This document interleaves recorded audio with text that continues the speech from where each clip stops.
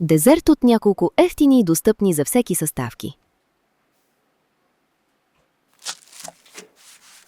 Разточете бутер тестото с точилка. Отрежете краищата на тестото.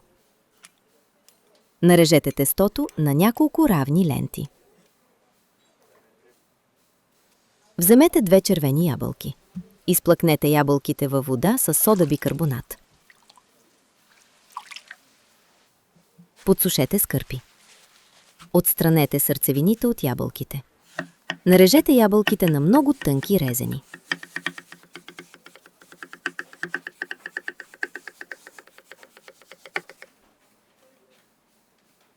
Поставете ябълките върху лентите тесто. Поръсете с захар. Преганете края на тестото. Навийте тестото с плънката на спирала. Постъпете по същия начин с всички ленти тесто и резени ябълка.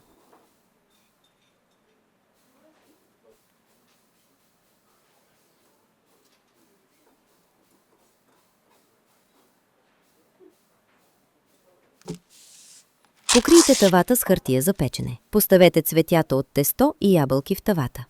Поръсете с захар.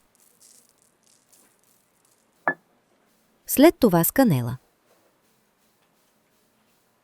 Печете 25 минути. Сложете захар в чаша. В джезвето с вода добавете смляно кафе. Сварете кафето няколко минути. Разбийте кафето с захарта. Добавете няколко купчета лед. Сварете млякото в касерола на огъня. Налейте в чашата. В купата с течна сметана добавете пудра захар. Налейте ванилова есенция. Разбийте крема, докато стане стегнат. Сложете крема в пош за сладкарство. Декорирайте напитката. Сложете половинки бишкота. Пресейте какао. Хрумна ми идеята и я изпълних.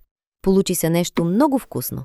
Така че ви препоръчвам да ги опитате непременно и да си направите и запаси от бутер тесто във фризера. Ще бъдат много полезни, когато имате неочаквани гости.